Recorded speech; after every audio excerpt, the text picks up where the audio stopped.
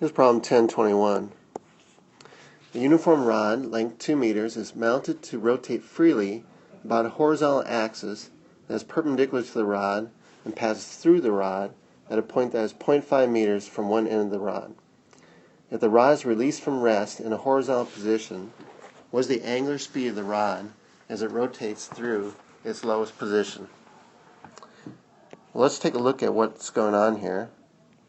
We've got a 2 meter long rod, and it's free to pivot at a point that is 1/4 along its length. Eventually it's going to reach a lower position, so it's going to rotate down, and we want to find the final angular velocity of the rod. Now if we're looking for angular velocity, that is, or angular speed, that is our key to know that we need to use energy instead of torque on this problem. Torque will give us angular acceleration, but energy will give us angular speed. And we know that we don't have a constant angular acceleration in this case, so we can't use angular kinematics to solve this problem. So we have to use energy. In order to use energy, we're going to need to know the moment of inertia of this rod about this pivot point. And this pivot point is not a normal natural pivot, so we're going to have to employ the parallel axis theorem to find the moment of inertia. Now we know that the moment of inertia of a rod about center of mass is equal to 1/12 ml squared.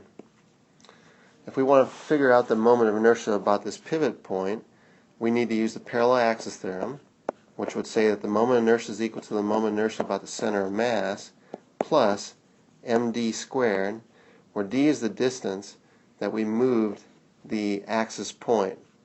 In this case, d would be this distance right here, which happens to be equal to 1/4 the length of the rod, L divided by 4. So our moment of inertia is going to be 1/12 ml squared plus m times L divided by 4 squared. This will be 1/12 ml squared plus 1/16 ml squared, which I could write as 4/48 ml squared plus 3/48 ml squared, which would be 7/48 ml squared. And I could actually come up with a number for that, but let's just leave it like that. So 7/48 ml squared is the moment of inertia of this rod about that pivot point. Okay, we want to employ energy. Now if we look at this as an energy problem, here's the rod, and it's going to fall to this position here, and essentially its center of mass, which is we locate at its center, is going to fall to this position here. So the actual distance that the center of mass will fall is this distance right here, which happens to be, that height happens to be L divided by 4 as well. So our center of mass is going to go down a distance, L divided by 4. Now let's use the one equation to rule them all as we go from position A to position B over here. We have that the kinetic energy at A plus the potential energy at A plus any work done along the way should equal the kinetic energy at B plus the potential energy at B. Now we can define our height at B as being 0, where the center of mass is. So with that definition, we can say that the potential energy at B is 0. And we're starting from rest, so our kinetic energy at A is 0. And we have no work done along the way, so that is 0 as well. So we basically have that the potential energy at A should equal the kinetic energy of rotation at B.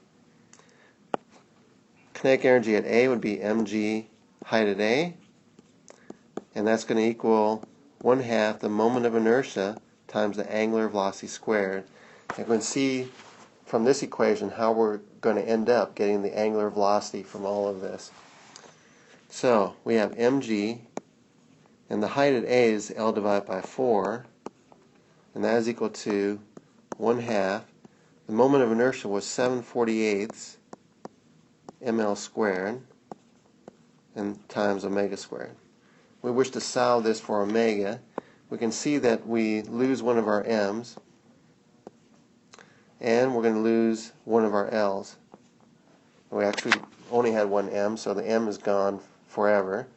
And now if I multiply both sides by 2 and both sides by 48/7, so I have g times 2 times 48 over 4 times 7, and then divided by L. All this square root should equal omega. In other words, omega will equal, let's see, we got 9.8.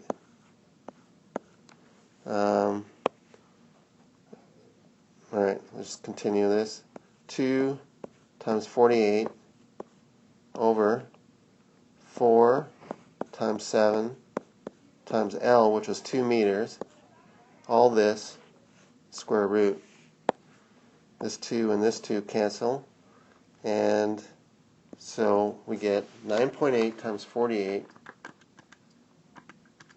divided by 28 square root, and I get an answer of 4.099 radians per second.